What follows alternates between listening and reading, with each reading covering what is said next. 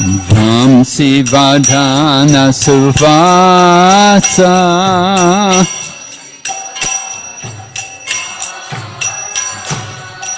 Brajajanapalana Surakulanashana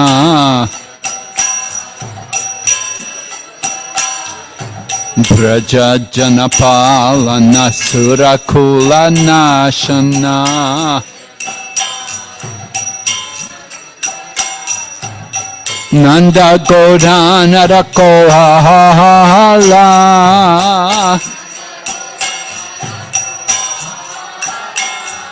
Nanda Godana Rakohala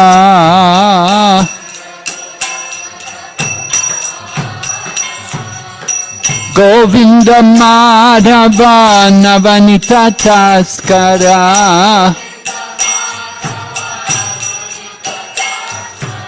Govinda Madhava Navanita Taskara Sundarananda Gopala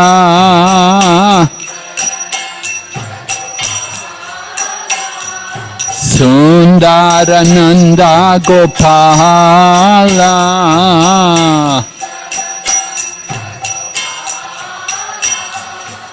Yamuna Tatachara Gopi Vasanahara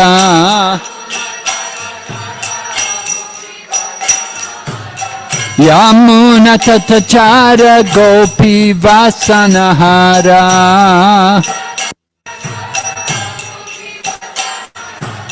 Rasa Rasika Kripa Mohaya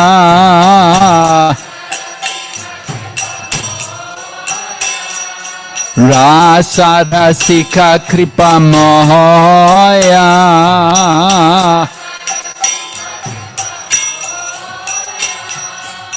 Shri Radha Balava Vrindavana Natabara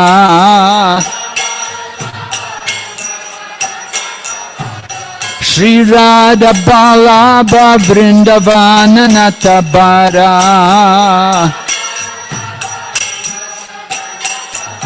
Bhakti Vinoda Shraya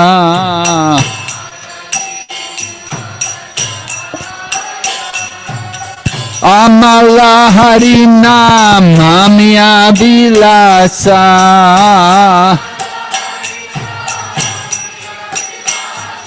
Govinda Madhava Navanita Taskara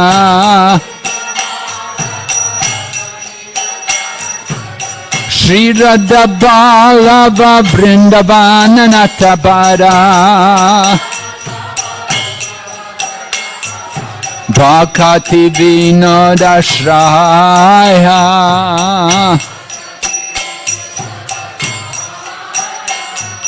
Bhakti Vinoda Shraya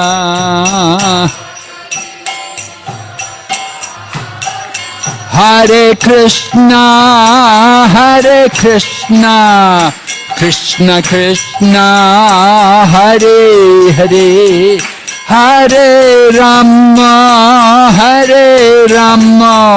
Rama Rama Hare Hare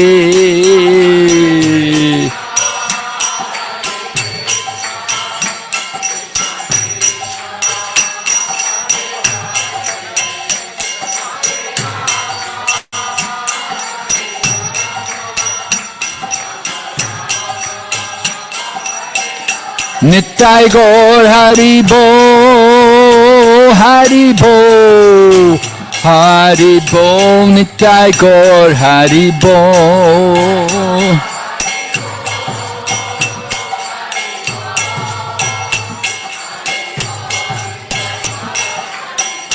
Jai Jai Prabhupada, Prabhupada.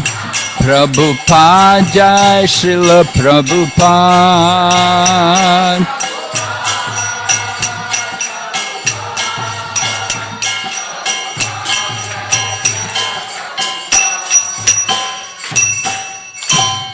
Gaur Premanande.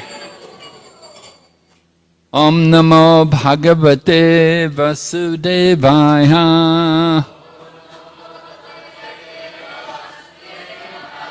Om Namo Bhagavate Vasudevaya.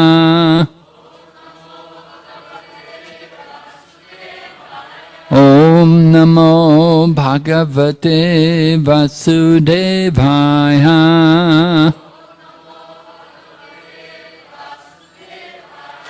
Narayanam Namaskrityam Naram Chaiva Narottamam Devim Sarasatim Vyasam Tato Jayamudiraya Nasta Praeshu Vabhadreshu Nityam Bhagavata Sevaya Bhagavati Uttama Shloke Bhaktir Bhavati Naishtaki. So we're presenting the Govardhan Lila as is described in the Srimad Bhagavatam, 10th canto, chapter 24, and then going on into chapter 25, where we will hear about devastating rainfall in Vrindavan. So we want to understand how Lord Krishna had presented his arguments to his father, Nanda Maharaj. I was saying, always difficult to preach to a father, right? Anyway, Lord Krishna is the Supreme Lord and he's the father of everyone.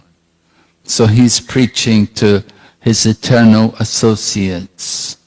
And it wasn't the fact that Lord Krishna presented the Karma Mimamsa philosophy or the atheistic Sankhya philosophy or any of the other principles which he presented, like saying that the modes of nature were supreme, or that the Lord, everything is controlled by karma, or the living entity swabhav, their nature is what is important.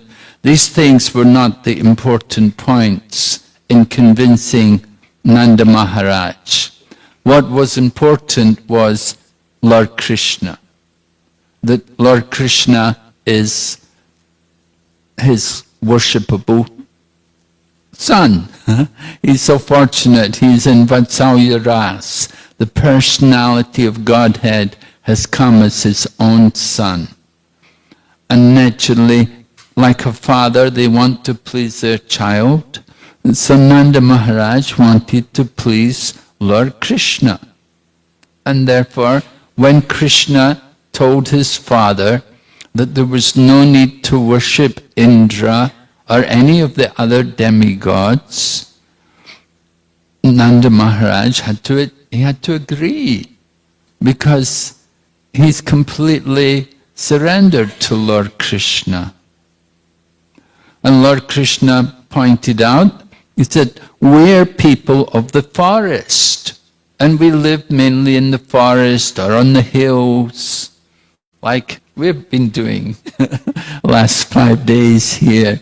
We've been somewhere on the hills here and visiting different forests here in Sri Lanka. So in Vrindavan, Nanda Maharaj and the people of his village, they lived in the forest. And they would move the cows from one forest to another. So Lord Krishna told his father that it's not Indra who's important, but we should worship the cows and this Govardhan hill and the Brahmanas, because the Brahmanas are the symbol of the mode of goodness. So Lord Krishna requested his father that take all the paraphernalia.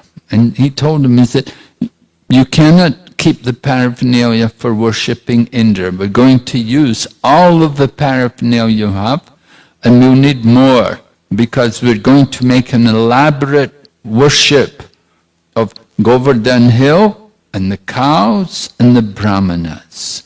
These are the important things. And the brahmanas are needed because they will light the sacrificial fires, and they will also chant the auspicious Vedic mantras, and they will give blessings to all of the people. So Lord Krishna pointed out that the brahmanas have to be given the opportunity to light the sacrificial fires, and then you should feed them nicely. Brahmana Bhoj, right? The Brahmana Bhojan, feed the brahmanas usually. Of course, usually we will say feed the old people and the children first, but other places they'll say feed the brahmanas first, because the brahmanas are representatives. They're the head of head of society in the social system. The brahmanas represent the head of the social body. And so Lord Krishna also respected the brahmanas, and we know, of course, you all know how Lord Krishna, how he worshipped Sudama Brahman, and how he washed the feet of Sudama Brahman, and how he fed Sudama Brahman, because the brahmanas are very dear to Lord Krishna. We say, Namo Brahmana Devaya, Go Brahmana Hita. That the cows and the brahmanas are both very dear to Lord Krishna. They're the very important parts of the Vedic culture. But Lord Krishna didn't just say only feed the brahmanas, but he said everyone should be fed. Even the dogs and the dog eaters, because they're also residents in the holy land of Vrindavan, and no one should be neglected. Srila Prabhupada loved to see prasadam distributed. One time it was in Kenya, Srila Prabhupada saw how the Sikh people were distributing prasadam at their place. People would sit down and they would be given the sabji and then chapatis, one roti after another. You know, Punjabi people, they like their rotis. And when people come, they also give rotis. And so Prabhupada said, oh, very nice. He said, very good that they're doing like this. He appreciated so much. And of course, he told us no one should go hungry in the vicinity of the temple. He said, Krishna is not a poor man. And especially for the time of the Govardhan Puja, it's a very important function which we have to observe. And Lord Krishna wanted to encourage the people of Vrindavan. He told them all the things they had to prepare, all the different varieties of foodstuffs. We mentioned yesterday how so many different sweets and salty preparations. We would say namkins, right? And then mitai, sweets, and then sabji and dal, and breads and savories and puris and halava, oh, everything. We'd cook very nice feast for the Govardhan Puja, because it's very important to worship the Govardhan Hill nicely. And everything should be prepared and then offered. And Lord Krishna, in order to convince the people of Vrindavan that this sacrifice was right, Lord Krishna himself took a wonderful form and then declared that now I have become the Govardhan Hill. And in a wonderful form, Lord Krishna appeared.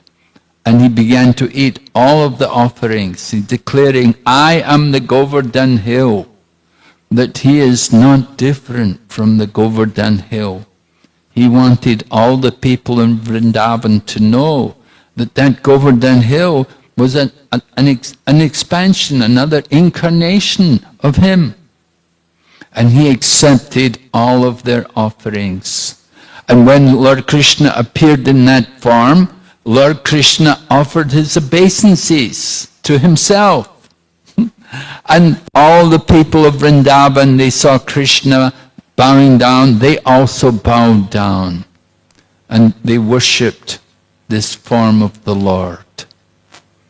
So Lord Krishna explained to Nanda Maharaj that after doing all the things I mentioned, like the brahmanas lighting the sacrificial fires, and then also giving them their food and giving some gifts to them. Maybe you give cows, because you have a lot of cows, right? So you can spare 1 or 2 cows to give to the brahmanas.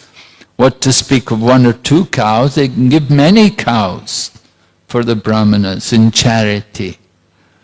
And satisfy the brahmanas, and then take care of the cows also. The cows should be given nice grasses to eat. There's some special grasses which the cows relish to eat. There was one grass we used to feed the cows, it was called napier grass. I don't know what it is in India, but anyway, I was in the Philippines at the time, and we had napier grass, and we'd give it to the cows, and they really liked it. They really enjoyed that grass. So some grasses are more juicy for them. When they get nice grass, and when they're taken care of nicely, kept nice and clean, and given even some decoration, paint their horns and so on, then they feel very happy. Cows are living entities, and they have feelings, and we have to take care of them nicely. That is part of the duty of the Vaishyas. Krishi go raksha vaninam Vaishya karma swabhavajam.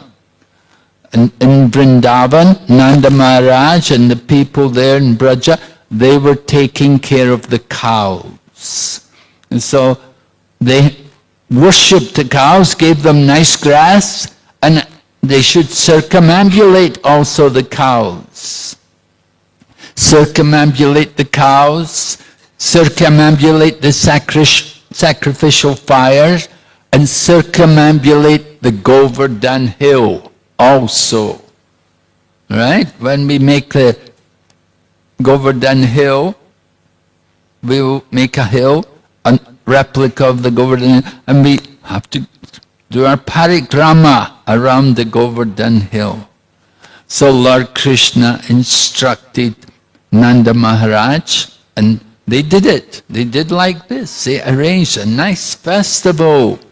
And for a nice festival, everyone was given nice food, and they all dressed in nice clothes. They put on their best clothes and decorated themselves nicely.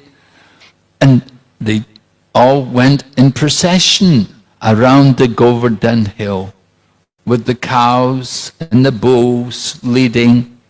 And the gopis came also on bullock carts. They didn't have to walk. The brahmanas and the cowherd boys, they walk. And they're used to walking, because they're cowherd people. Every day they walk.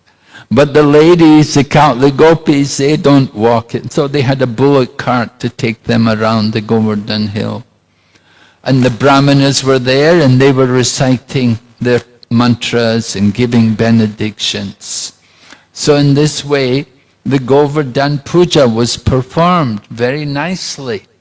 And everyone felt happy by doing this, because it was done for the pleasure of Lord Krishna. When we put Krishna in the center, then we feel very satisfied. We feel happy that Krishna is in the center. We have done this for the pleasure of Lord Krishna. This is very important. So Lord Krishna was happy, and the people of Vrindavan, they were all happy, but there was one person who was not happy, right? You know, very difficult to please everyone. Don't ever think you can please everyone. Our duty is not to please everyone. Our duty is to try to please Lord Krishna and try to please also our spiritual master, our spiritual teachers. That is our real business. So Indra was not satisfied, he was not happy. In fact, he was very angry because his sacrifice had been stopped. So the next chapter goes on, that's chapter 27, and it describes how, let's see, where's the first? Indra understood that his sacrifice had been put aside. He became furious with Nanda Maharaj and the other cowherd men who were accepting Krishna as their Lord. Indra wanted to be their Lord. He wanted the respect. He wanted them to honor him. He had become proud, right? Pride is one of the demoniac qualities. In the Bhagavad Gita, Lord Krishna describes Daivi Sampat and Asurik Sampat. So Asurik Sampat, pride, is one of the big problems. And although Indra is not a demon, but somehow, because he's in that position of a demigod, and he has a big position, and he gets worship, he had become attached to it. Lord Krishna had seen Nanda Maharaj and the people of Vrindavan perform the Indra Yagya previously. Previous years, Lord Krishna is already 7 years old. And so in previous years, he had also seen them do this Indra Yagya. But this year, decided to do something about it. Remember, he'd just seen the Yagnapatnis and their husbands, and he saw their husbands, how they were not very devotional, how they were attached to ritualistic ceremonies. And so Lord Krishna wants to put a stop to this among his eternal devotees in Vrindavan. Nanda Maharaj, the people of Vrindavan, are all his eternal associates. They've come there to take part in his pastimes. And Lord Krishna wants to see the mood of pure devotion there in Vrindavan. There's no need to worship these demigods. Srila Prabhupada told us, said originally in Vrindavan, there were only Krishna temples. There were no other temples. No one else was worshipped there in Vrindavan. Only in recent times, so many people have come there, and you've got Mayavadis, impersonalists, and you've got different groups all coming, and they're making their temples, and they're bringing different deities. But initially, in the past, Prabhupada remembers in his youth that there were only Krishna temples there. Kali Yuga, the influence is there. So many other ideas. So anyway, Nanda Maharaj and the cowherd men, they have taken shelter of Lord Krishna. And Indra is very angry with them because he's feeling insulted. They're not giving me my proper honor. They're not respecting me, right? This is the demoniac quality when we start to think like that. we start to think that I should be given respect, I should be honored. They're not giving me the proper respect I should get. So then, you get ready for fall down. And it happened, Indra being so proud that when he saw that he was not going to get his yajna as he had in previous years, he thought he'd take some action against the people of Vrindavan. And he decided on a very severe punishment. And he called for his Samvartaka cloud, which is a cloud which is usually only there at the time of the annihilation, at the time of the devastation of the universe. And so it was a very heavy thing which Indra did to call on the sun. He didn't just ask for any ordinary clouds to go, and he didn't just say, no clouds, I'm not going to give any more rain, but he called for the Samvartaka cloud.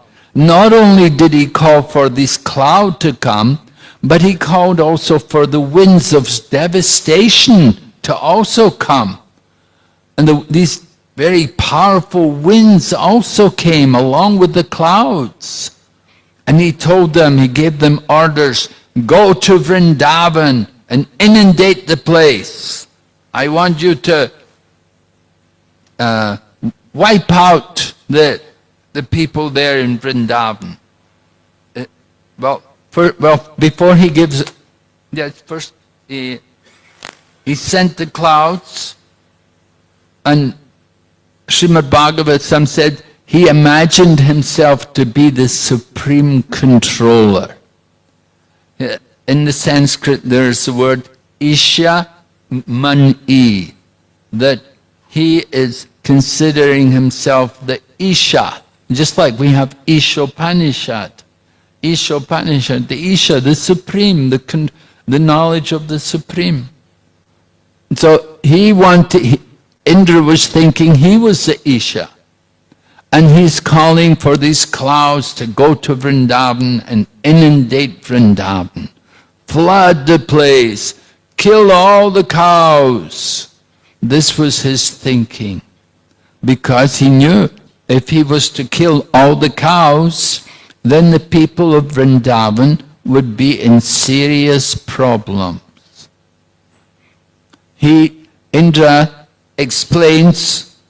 Indra goes on talking about why he wants to send these clouds. He said, just look at these cowherd men. They've become so intoxicated by their prosperity. We would think, cowherd men? Prosperous? But in the Vedic culture, the cowherd men, they were very prosperous. And they were living very nicely. They had many cows, and they had a lot of milk. And from the milk, there was no scarcity. You can read sometimes they will even throw the milk on each other, and they will offer yogurt and throw it at each other. There'll be so much ghee and paneer and so many different milk products would be made.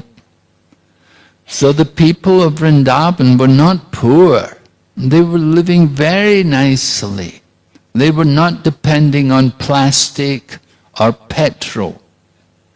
Right? They did without these modern things. And they were living very comfortably. And even Indra is surprised to see their opulence. And he said, because of their opulence, Indra he said, they've become proud. And he said, this is why they don't want to do the worship of the demigods. He said, Indra continues, he said, they have surrendered to an ordinary human being, Krishna. And in this way, they have offended the gods. So you can see the bewildered condition of Indra, that he has forgotten his own position, that he is a servant of the Supreme Lord. And Lord Krishna is the original Supreme. Of course, Bhagavad Gita, Lord Krishna has spoken about this. Abhajananti mam mudha manushim tanam. That the foolish mock at me, descending amongst them like a human being. They do not know my transcendental nature and my supreme dominion over all that be. So Lord Krishna had come also, like Lord Rama, he'd come in the form of a human being. So it is bewildering for the common man. Of course, Indra is not a common man, he is a deva, but he has also become bewildered due to his pride. And he makes accusations against Krishna. As you can see here, he's saying Krishna's an ordinary person. And he's offended the gods by not doing his Indra Yagya. And then Indra goes on. He says that these people of Vrindavan, they've taken shelter of Krishna and they've given up the pursuit of transcendental knowledge of the Brahman. He cannot understand. They have taken shelter of the Supreme Absolute Truth. The Supreme Absolute Truth has come in their midst as a cowherd boy, as one of their people, and they have taken shelter of him. But Indra is thinking they've given up the pursuit of the Brahman. So he said they will never be able to cross over the ocean of material existence just by material fruitive activities. Of course, Indra is completely in ignorance of Lord Krishna and Lord Krishna's power and position. And he is thinking himself to be the important person in the universe. That everyone should worship me, and I should get my yagya. And if they don't do it, then I'm going to take action against them. I'm going to punish them. And then Indra then continues speaking about Lord Krishna, and he makes different accusations. He accuses Krishna of being, he says, this Krishna, he thinks himself very wise, but he's simply a foolish, arrogant, over-talkative child. So, the wonderful thing about this is that when Indra made these accusations, Mother Saraswati entered into the scene and she arranged that the words which Indra used to accuse Krishna, the adjectives or the qualities which Indra was describing in Lord Krishna were actually a glorification of Krishna and not really an insult of Lord Krishna. Sometimes Mother Saraswati would arrange like that certain things that would be thought to be one way, but it actually had another implication. And it's explained like the first term which Indra used was vachalam. Vachalam, that this child Krishna is very talkative. Yeah, he's very talkative. He's saying like this because Lord Krishna had been speaking so many things to Nanda Maharaj. He'd been speaking karma mimamsa, and then he was speaking also about the Sankhya philosophy, these things. So Indra accuses him as being very talkative. But it also means, this talkative can also mean that he speaks according to the Vedic authority. And then he used the word also, balisham, means that he's like he's childish, right? That was what he said. He's foolish, and he's like a child, over talkative, like a child.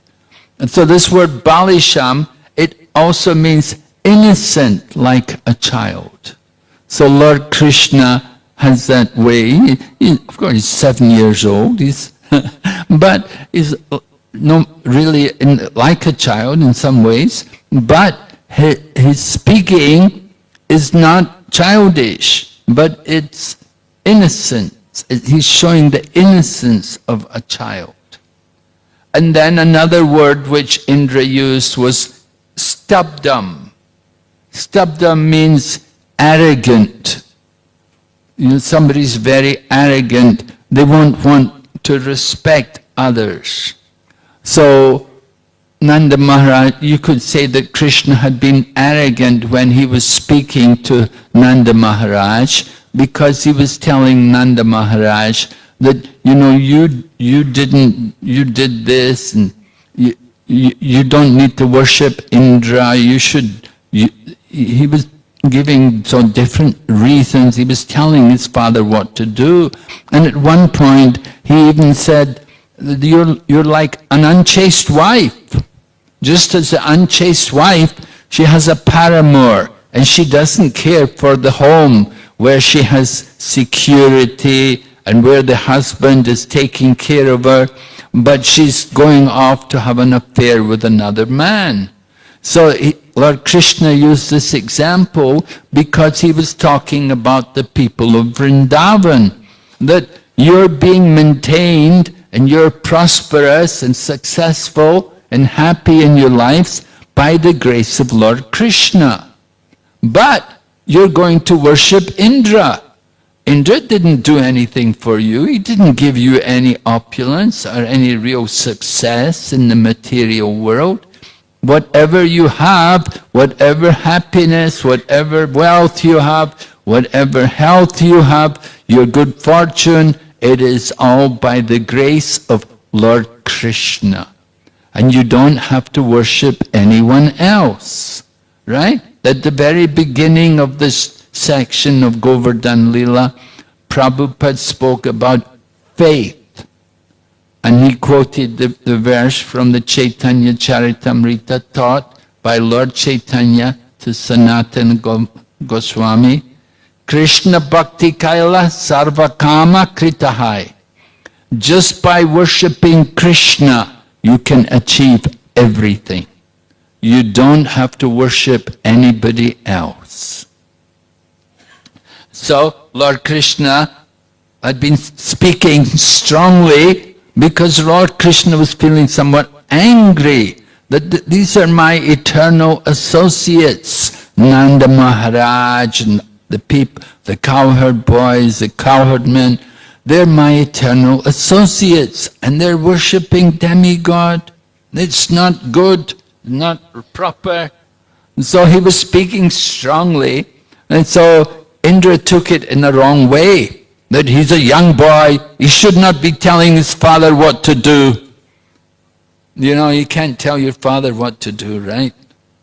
The father may say to the son, you come home earlier at night. And the son may say to the father, well, you stay out late at night. All right? And the father will say, well, it's my house. I can do what I like. All right? And so, the same way, Lord Krishna, he's a young boy, and he's telling Nanda, don't do this, don't worship Indra, So Indra is taking that, he said, this is the arrogance of Lord Krishna.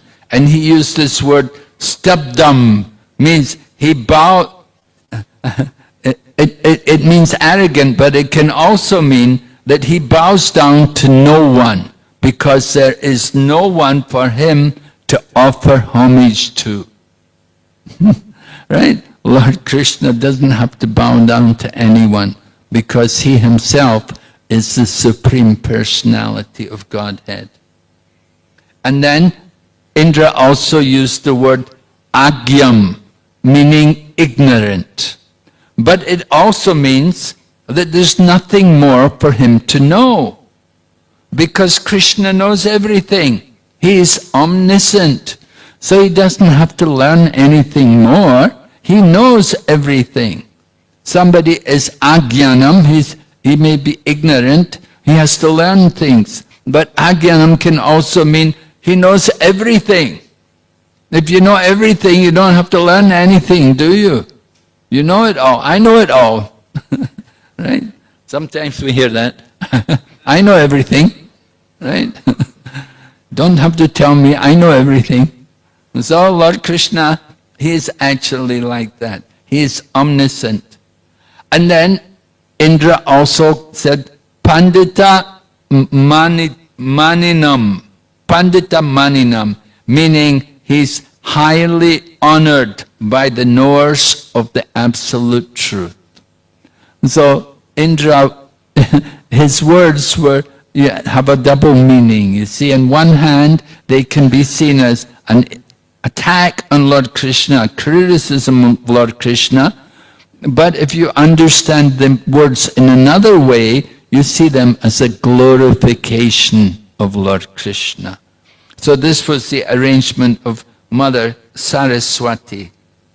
Another word which was used was the word Krishnam, which means he is the supreme absolute truth, whose form is full of eternity, knowledge and bliss. And then he is also Martyam.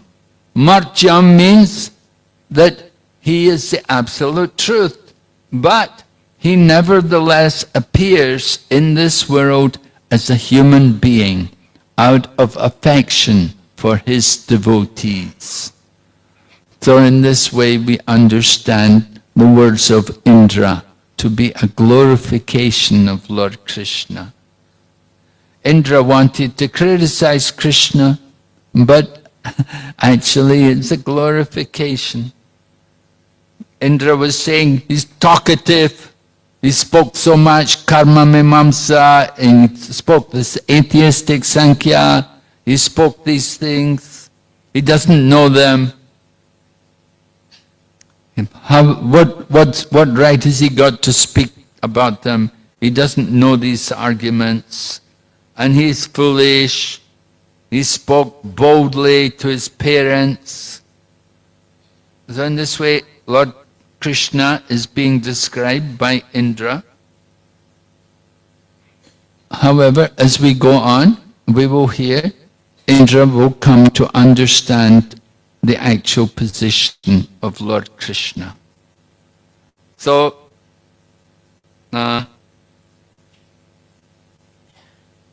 Indra then speaks, he speaks to the clouds, the Samvartaka cloud, which he had ordered to go to Vrindavan. And he tells them that the prosperity of these people, their wealth has made them mad with pride, and their arrogance is backed up by Krishna. So he told the clouds, now go and remove their pride and bring their animals to destruction. Yeah, the wealth of the people was in the cows. You could understand Nanda Maharaj had 9 lakh cows. That's a lot of cows. He was not a poor man. So Indra wants to destroy the cows. If they have no cows, the people only know how to take care of the cows. That's their life. They're God in some ways. They worship, and Lord Krishna wants them to worship the cows. So Indra tells the clouds, go there and kill the cows. So that later on we will see how after Lord Krishna protects the cows from the wrath of Indra, then Mother Surabhi will come in order to thank Krishna for protecting her descendant cows. So protecting the cows, very important duty, which is neglected so much in the modern times. We are trying to reform the thinking of people, help them to understand more the importance of the cows. The presiding deity of this planet is Mother Bhumi. Mother Bhumi, of course, is in the form of a cow. So this planet actually belongs to the cows. And the cows, however, are a domestic animal. They need to be cared for. The cows need us, and we need them. We need the cows because from the cows we get the most important thing, liquid religiosity, milk. And from milk we can make ghee, and with ghee we can make offerings into the sacrificial fire. So, very important part of the Vedic culture. Indra seems to have forgotten all of these things. However, Indra tells the Samvartaka cloud, you have to go there. He's given them orders, and the clouds are a bit frightened because it's unusual. It's not the time of the year for the rain.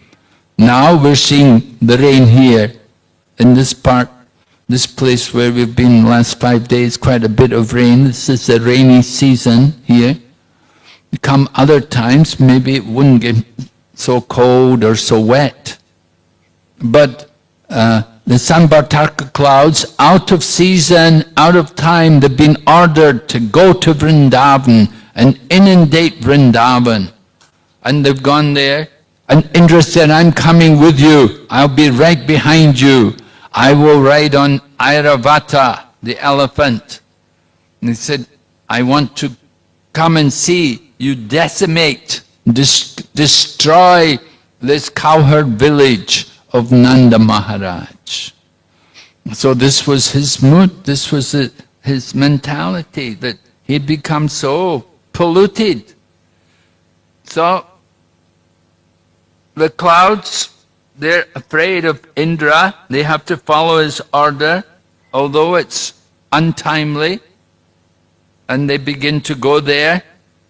They go over to Vrindavan and they pour down heavy torrents of rain upon the land of Vrindavan. Heavy, heavy torrents of rain. Not just rain, but there was these very cold winds. As I said, the winds at the time of devastation, they also went there. So there were these bitterly cold winds and heavy, heavy torrents of rain. Everywhere became very dark, and the people of Vrindavan were very afraid. Not only were the people afraid, all the animals were afraid also. The cows were all afraid. They were trying to shelter each other by their bodies.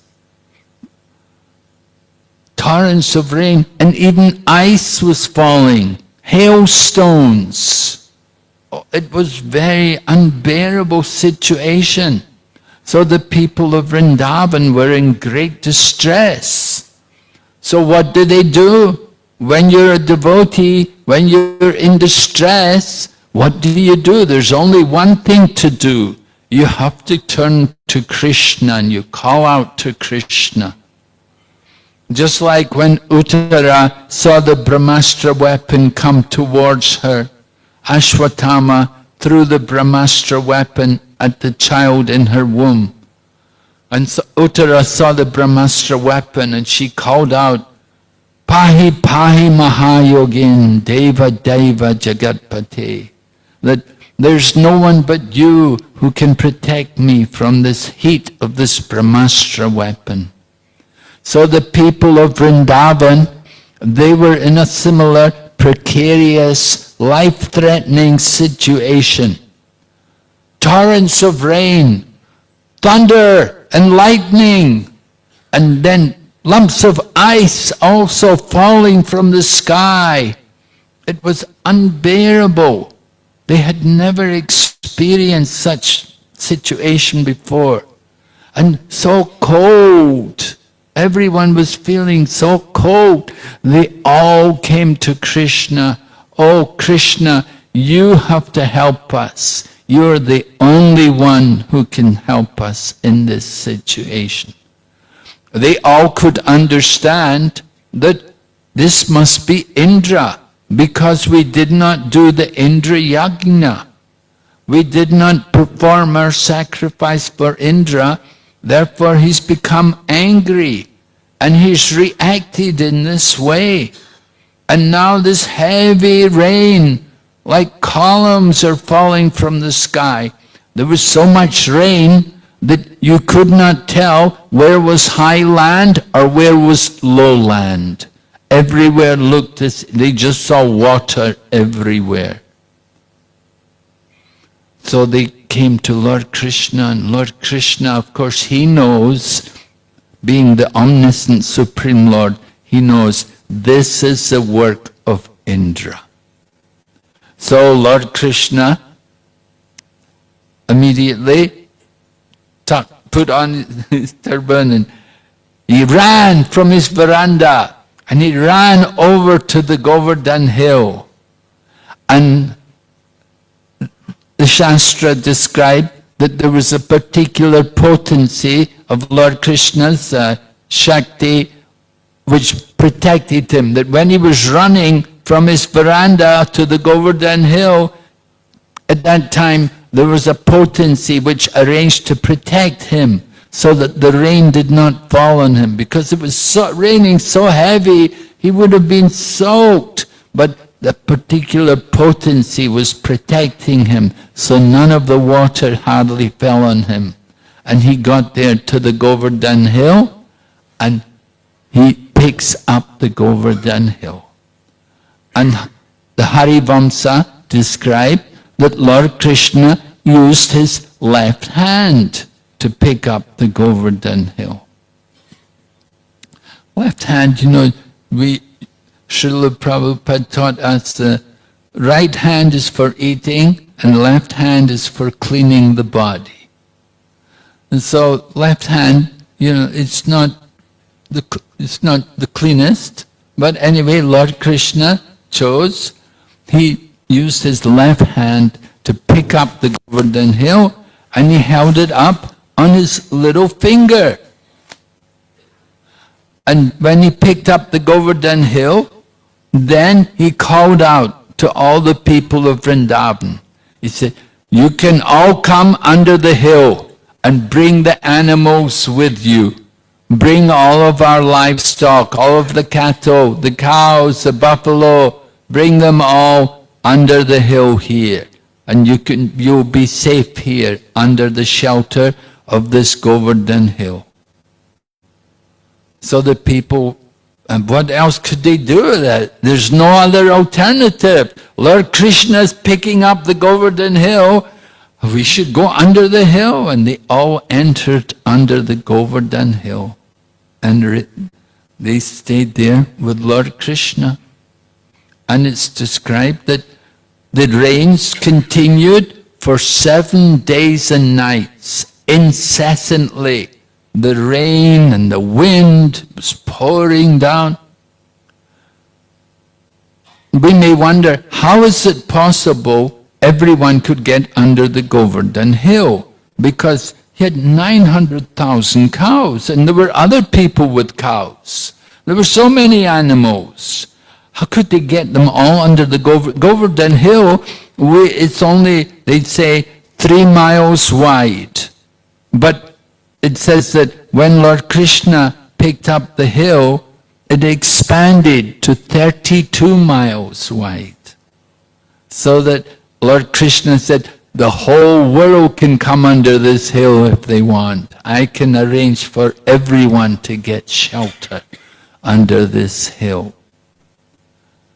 And some animals which were on the Govardhan hill at the time when Krishna picked it up, some of the deer and the different animals which were there, Lord Krishna picked up the Govardhan hill and he picked it up as high as the clouds. It went into the clouds.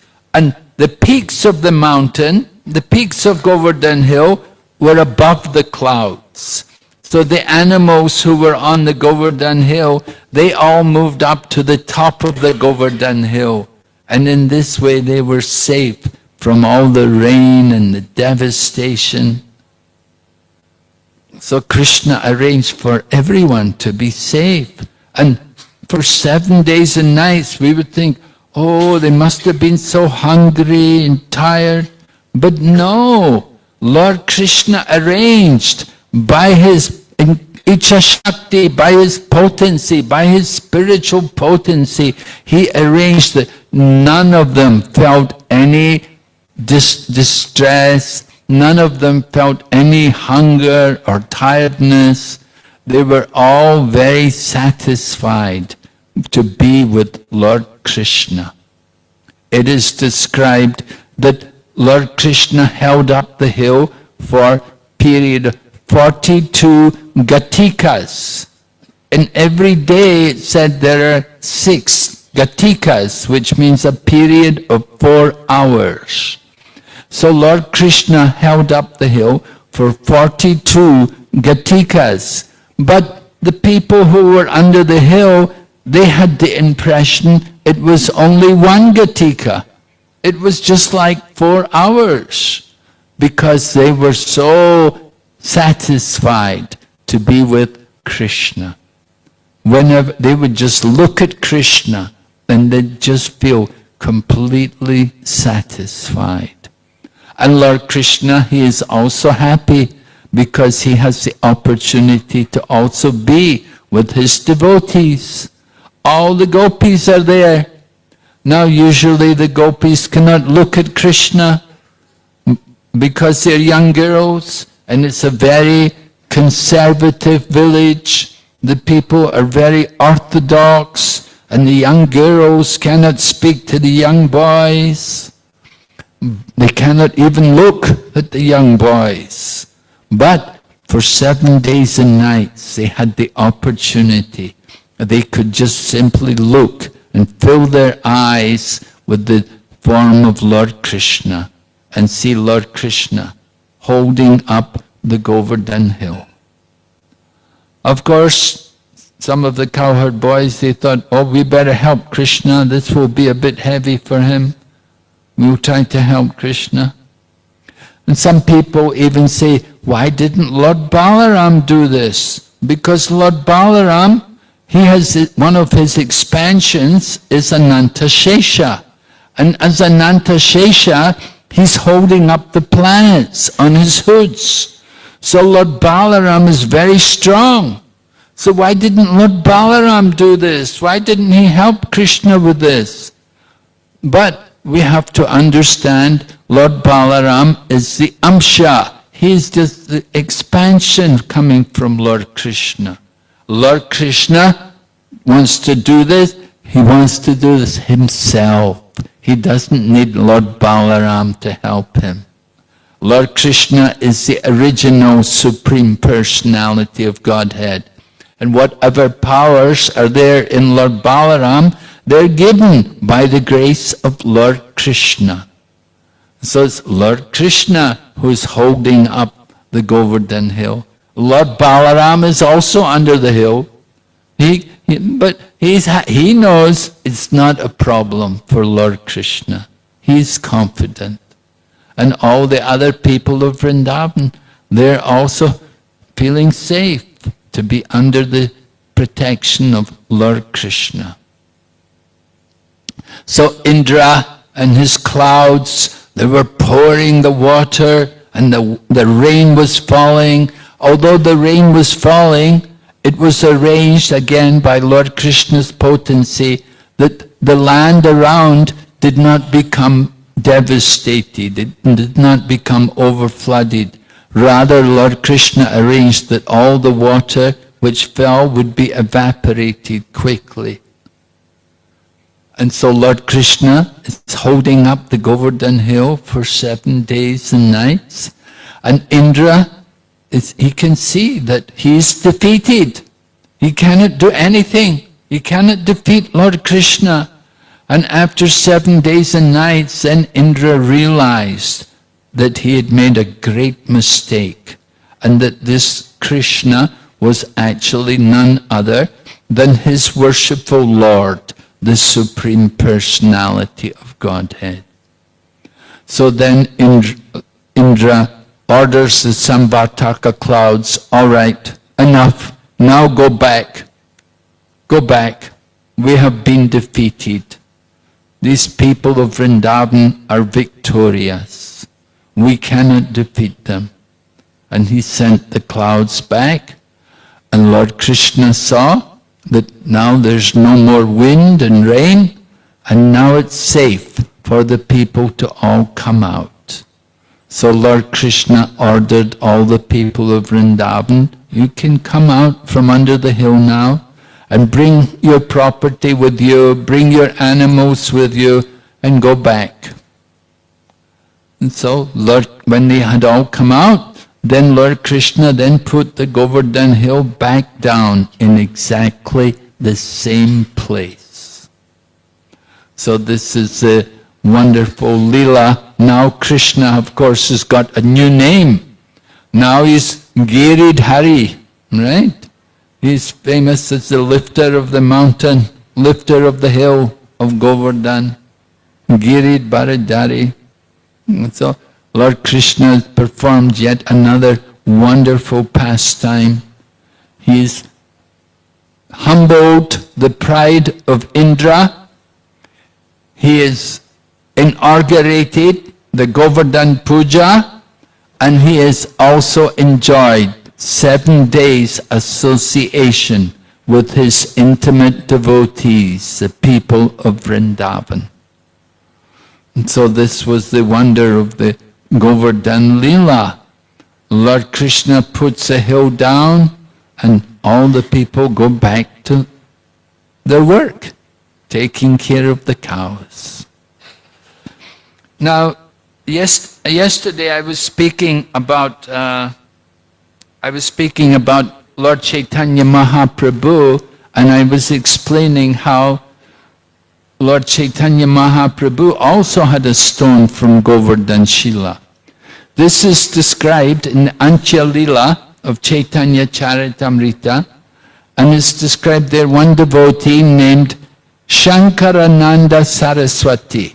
He came to Jagannath Puri from Vrindavan, and he met Lord Chaitanya and presented Lord Chaitanya a stone from the Govardhan hill, and he gave him also one necklace of gunja berries, which is a kind of berry which grows there in Vrindavan, and they make it into a necklace.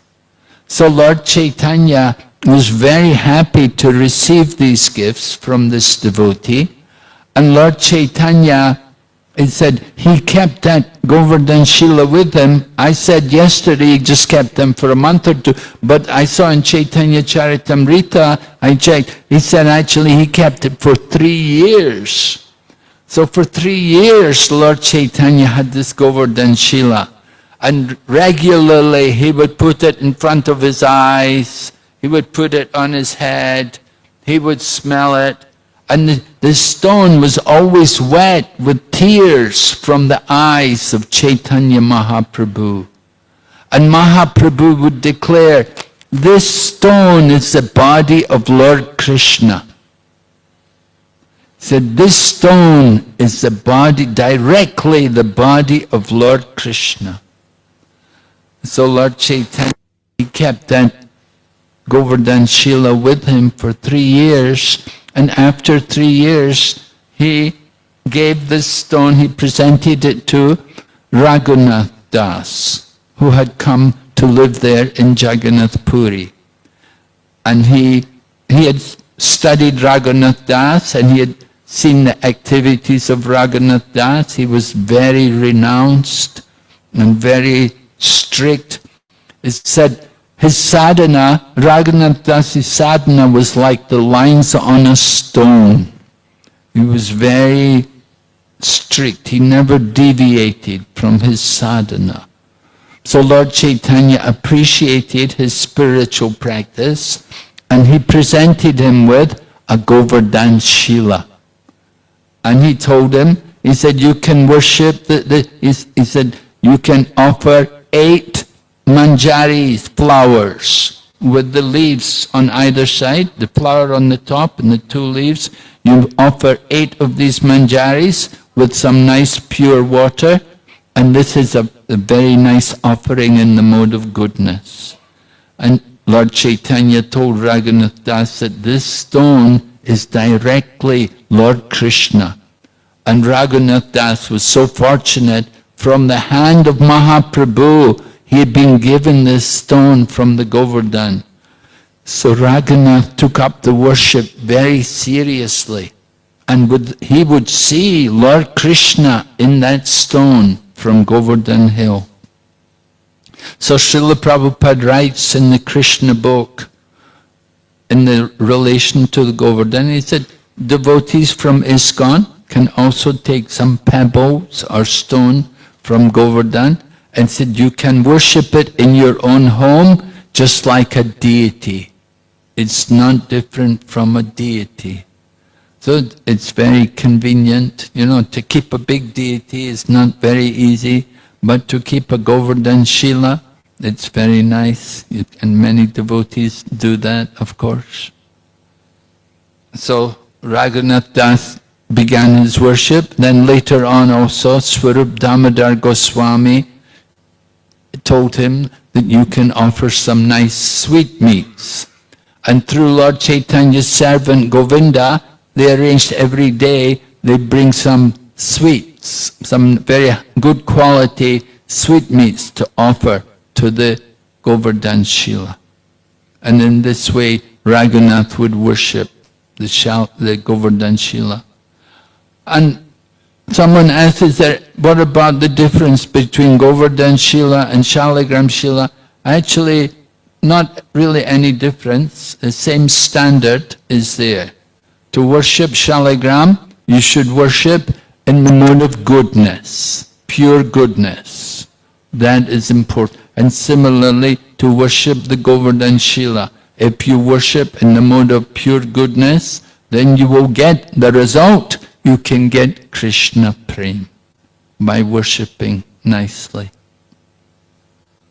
So we can see the Govardhan Hill, the worship of the Govardhan Hill, very important for us to observe these festivals every year. Prabhupada taught us to do these things. And of course, we know in Vrindavan, devotees all over the world, they will celebrate this Govardhan Puja.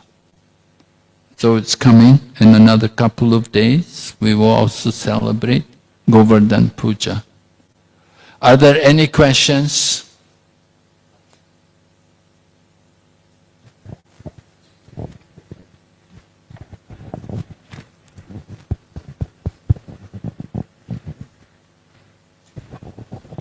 Hare Krishna Maharaj, please accept my humble obeisances.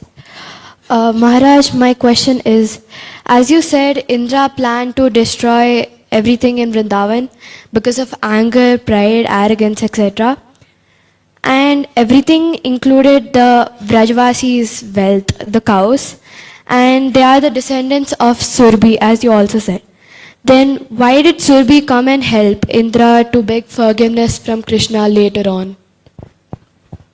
Yes, because Indra had done such an offense that if he was to go there on his own, Lord Krishna would just ignore him. Because he had done such a nonsense, such a bad thing, that Lord Krishna would not pay him any attention. So Brahma had told Indra that if you're going to go there to see Lord Krishna and to apologize, then you take Surabi with you. Then Lord Krishna will give you some attention. Then he'll hear your prayer. He'll hear your regret. And so that was the point, that Indra was told, don't go there alone because Krishna won't want to see your face. Such a rascal. But if you go with Surabi, then Krishna will, he will hear you. All right? Any other question?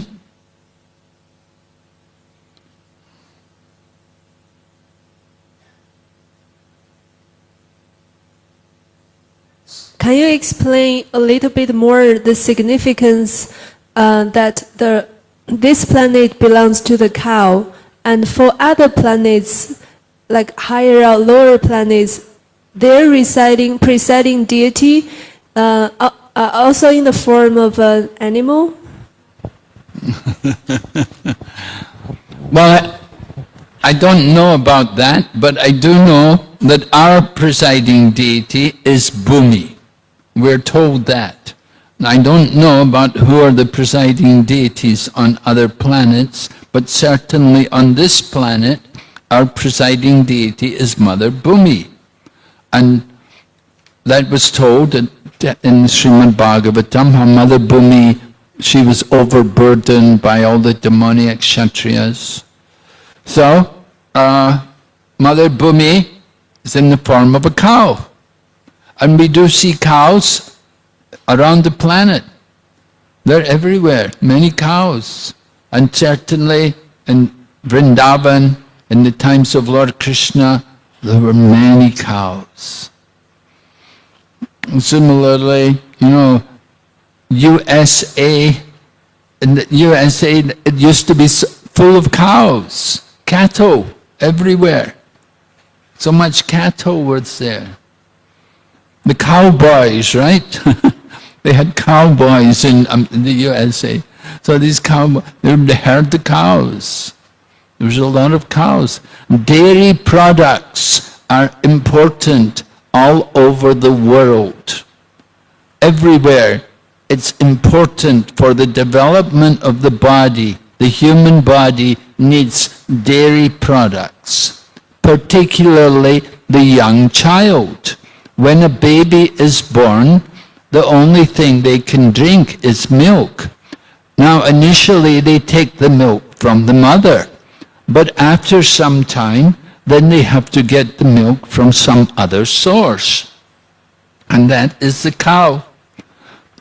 And just by drinking milk, Srila Prabhupada told us that just by drinking milk, you get pious activity. Now, of course, today we do see there's a movement called veganism, where people are against the drinking of milk because they say the cows are being exploited. Well, we agree with them that the cows are not being treated properly. We certainly agree with them. But when you have a good herd of cows, where the cows are properly taken care of, the cows are happy to give milk. And milk is the proper food for the human body. Just by drinking milk, you can get good health and strength and energy in the body.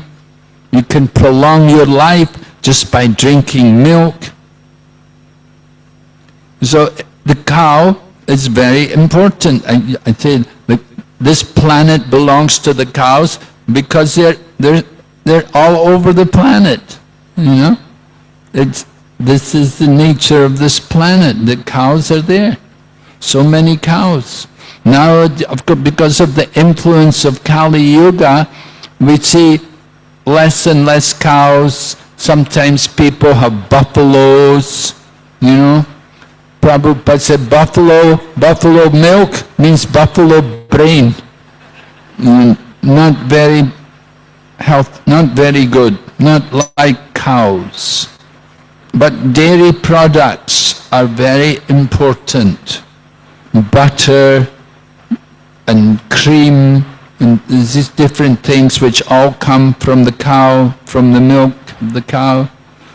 So the important point though is taking care of the cows throughout their life. Not only cows which give milk, but all cows are important. And we do try to take care of the cows. And they take care of us. They provide, for example, the gobar, the fuel, the stool from the cow is a good source of energy, a source of fuel. You can use the gobar for cooking and heating. You don't need to have things like electric stoves, You get some gobar And when we do the yajna, you know, we put some lumps of gobar on the sacrificial fire to perform the yajna. We use the gobar and then put the ghee on it. It's all things from the cow which are there to perform the yajnas. When we will open the Mayapur temple, when the temple of the Vedic planetarium is going to be opened, there's a plan. They're going to have 108 sacrificial yajnas simultaneously. 108 sacrificial yajna fires will take place for the inauguration of the temple. So they're training up the brahmanas. They need a lot of brahmanas to have 108 yajnas going on. It's a big thing. But you need the cows, you need the ghee, you need the dairy products. Very important. I remember when I was a kid at school, in our school, every day we were given a free bottle of milk. You know, that was in the UK. You know, somehow over the course of time England became poor. But in those days, when I was at school, it was doing a bit better economically. And we were given every day a bottle of milk. Just like in India today, they give a meal for the school children. They have one meal a day for the school children. And so in the UK, we used to get a bottle of milk every day, because milk was considered so important for the health of the children. That drinking milk, especially in childhood, very valuable to develop a brain to understand spiritual knowledge. So the cow provides this valuable food. Okay, yes, Manaji has a question.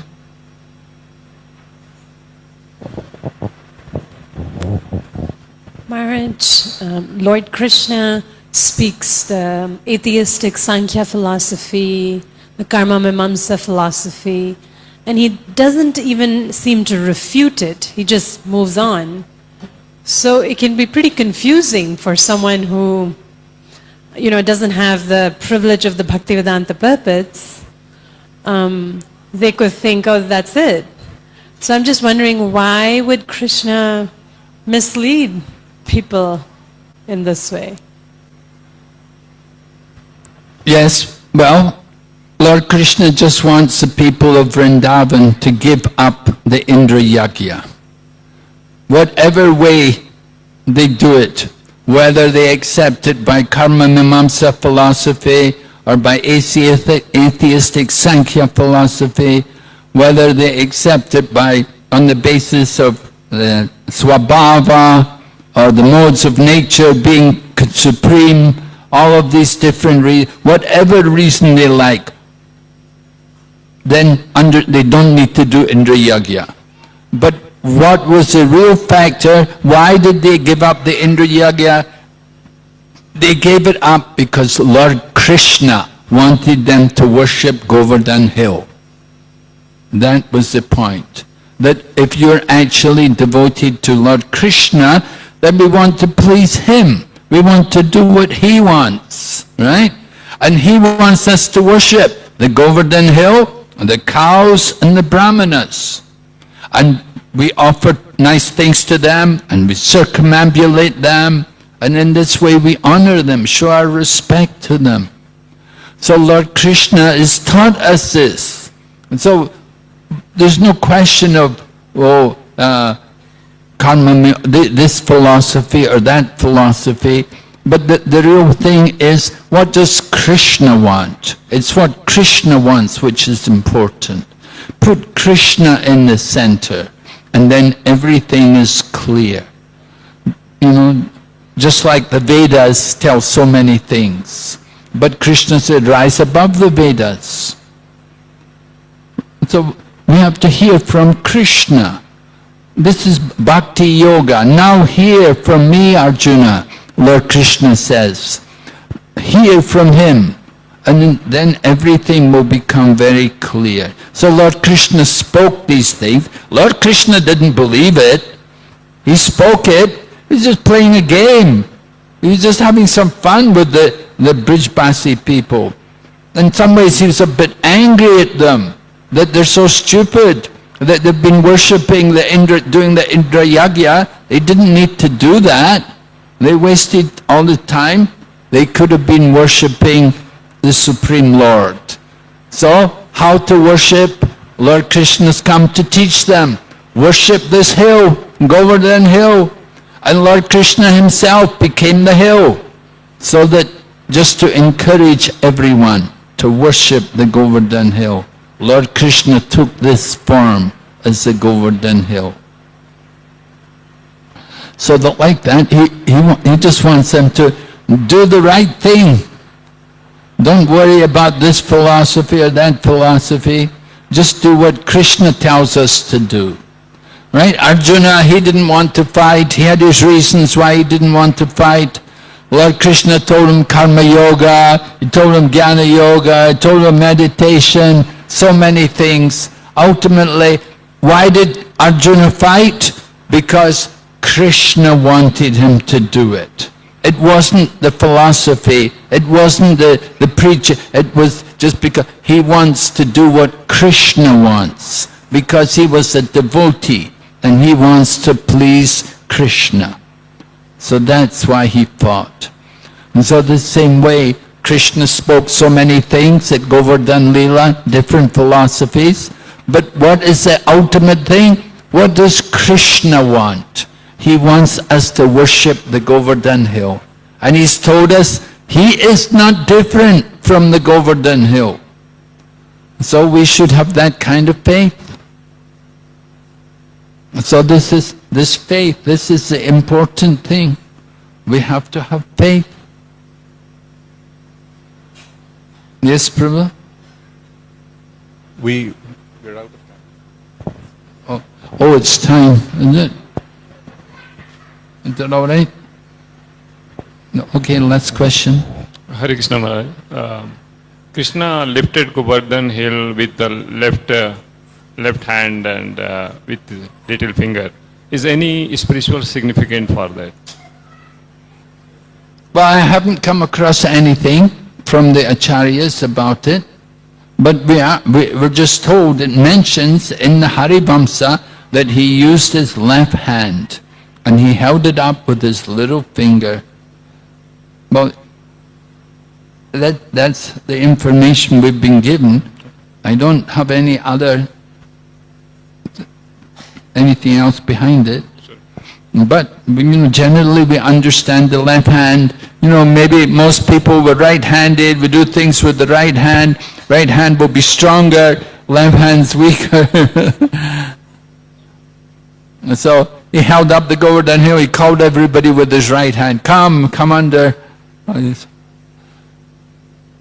Okay, thank you very much. Hare Krishna, Srila Prabhupada ki. Jai. Hare Krishna. We have some important announcements, so please pay kind attention. We have two interesting sessions on 21st and 22nd. 21st will be question and answer session in the evening 5 p.m. And to felicitate organizing this event, we are requesting you to submit your succinct written questions either on Sundarakanda or on Govardhan Puja by 2 p.m. tomorrow. And these questions should be sent to Hari Shyam Das. Is he here around? Okay. So I'll be sending his WhatsApp number. So you can please send all your questions to his number and he will moderate the session on 21st. On 22nd, and one more information is on 21st we'll also be having a breakout session. And for that breakout session, Maharaj had sent 2 questions yesterday in the WhatsApp group. So please be prepared for that. The first 15 minutes will be the breakout session, followed by the question and answer session. 21st evening, 5 p.m. On 22nd, Maharaj had requested all of us to share our key realizations. So please have a written notes. And If none of them are ready, as Maharaj said, Maharaj will pick someone to share the realization. So we request everyone to please be ready with your return realizations. And today is the last day to register for your return journey prasadam and for your buses on 23rd. If you have already registered, please do not submit again. And return travel is available only on 23rd between 6 a.m. to 11 a.m. Return prasadam is available on any day. And as I said in the morning, you can please contact Ashok Prabhu, whose number we'll be posting today evening in the WhatsApp group. So the new bus allotment for tomorrow's travel is posted on the wall behind. So please make a note of that. And all of you are requested to bring your luggages to Aralia Red here. And from here we will be boarding the buses. If you have any other